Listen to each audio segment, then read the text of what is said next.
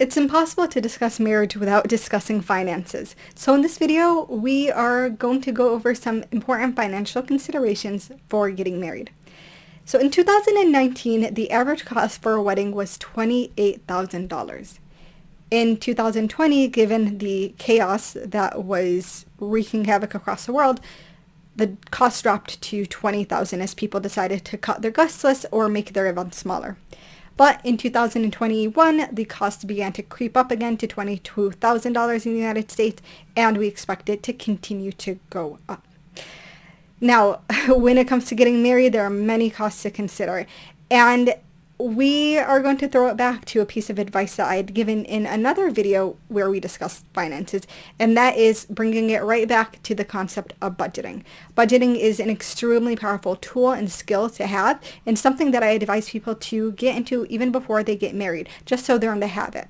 Budgeting apps are plenty, and the most common app that you'll find suggested, and one that I use personally, is the Mint app. But there are several other apps you can use. Many are free, and others are a monthly subscription. So try a few out if you need to, figure out what works for you, and just know it's going to take a few months often for you to get just used to the idea of budgeting and the software that you're using. Now, there's one cost that is extremely unique to Islamic marriages, and that is the cost of mahr, or the dowry amount that is paid from the prospective husband to his prospective wife. Mahr amounts vary across different cultures, and while Islam promotes making marriage as easy as possible, in one way keeping the mahr reasonable, it is a right of a woman to ask for whatever mahr she wishes. So make sure that that conversation is being had, and think about how are you going to prepare the mahr. This is something perhaps if you are a man to speak about with your parents before ever even considering someone for marriage, just so you can start thinking about preparations. Perhaps you have a certain amount saved, or your mom or dad decided that they were going to help you with the cost of the mahr, or perhaps you're going to have to work to save in the future. Now, when it comes to the events around a marriage, there's obviously the wedding or the walima, and something that the Prophet ﷺ requires is some sort of event, no matter how big or small, that announces the marriage so people know. It doesn't have to be a huge extravagant type of event, but it does have to be an event, and many people opt to keep it very simple and do it in a masjid, and others opt to have large venues and make the festivities last a lot longer than a single day or a single event. So when it comes down to the wedding costs, again, circumstances vary, so that's very important for you to have that conversation with your parents and the prospective spouse's parents, if you are the one paying for the wedding, about what is expected. The wedding is not the only event that you can sometimes find. You might find that different cultures have events like the henna parties or the mendi, or you might find that there are dinners or different events that are expected to happen to host those who are coming from out of state or out of the country to attend the actual wedding.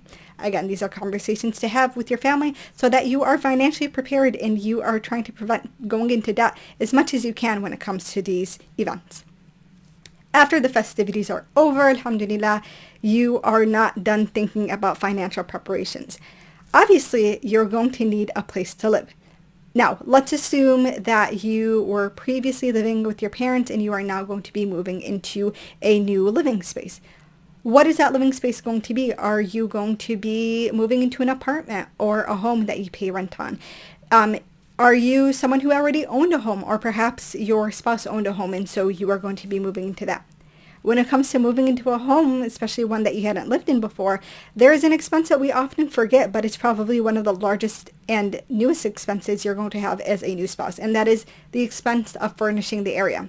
If you're moving into a place that doesn't have the typical large appliances, like a stove or refrigerator, you are going to need to buy those, and that can be very costly.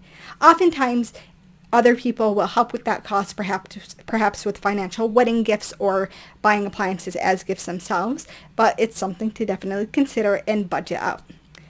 Other things to consider when you're trying to find a place to live is, what is the cost of living in the area? The cost of living will drastically impact the cost of your rent or your lease. So consider what it is that you can compromise on based on certain concepts like how close you have to be to work or to school, how close you want to be to family, and so on and so forth.